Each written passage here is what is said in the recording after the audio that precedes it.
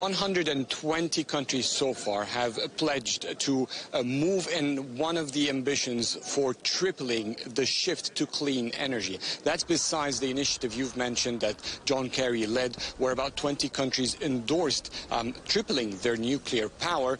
But these countries, we're talking about many of which are European countries, and that gets us back to the core of the COP28 and all the previous COPs. Controversies or contradictions, basically. What we are seeing about the nuclear power is exactly what developing countries cannot afford. Developing countries, they don't have the technology or the resources, financially and capacity, to have such nuclear power, for instance. And that's what China has been vocal about during its speech today. During his speech, the Chinese vice premier said that developing countries must be moving on their own pace, and they cannot be bullied into taking climate action. Let's have a listen. We should unequivocally oppose unilateralist and bullying acts that use green development as a pretext and reject technology, blockade trade barriers and clamours for decoupling or severing supply chains. We need to jointly promote equity and justice and urge the developed countries to honour their pledges and obligations to take the lead in emissions reductions and provide assistance to developing countries. We need to work for substantive progress in delivering climate finance and concluding a framework for the global goal on adaptation. Adel, one of the biggest decisions at this COP is whether to agree or not to phasing out fossil fuels, but we're also hearing that the host country, the UAE, is set to increase its own oil production.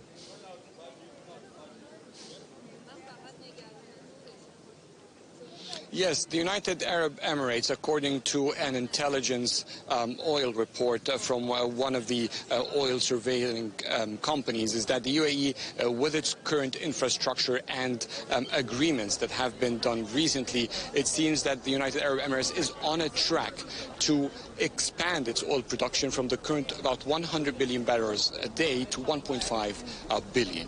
And that's a target for the United Arab Emirates within the coming 7 years. Before it phases out or down a bit by 2050, the expectations will go down to around 850,000 barrels. But in general, the UAE is not alone in that.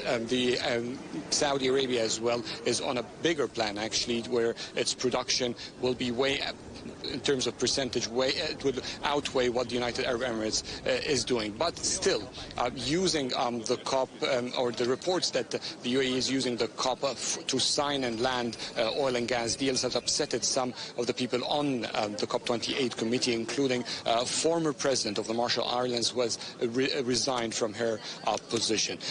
But going back to the issue about fossil fuel specifically, that has been always the contradiction between also developing countries and developed countries. The UAE has called to include oil and gas in the climate talks so that there would be what it calls a reasonable shift, and including it for the transition in a certain way. Nothing clear has been dictated in that regard, but developing countries are also calling for that. They don't want to commit to a deadline for them to phase out of fossil fuel because simply they cannot afford it.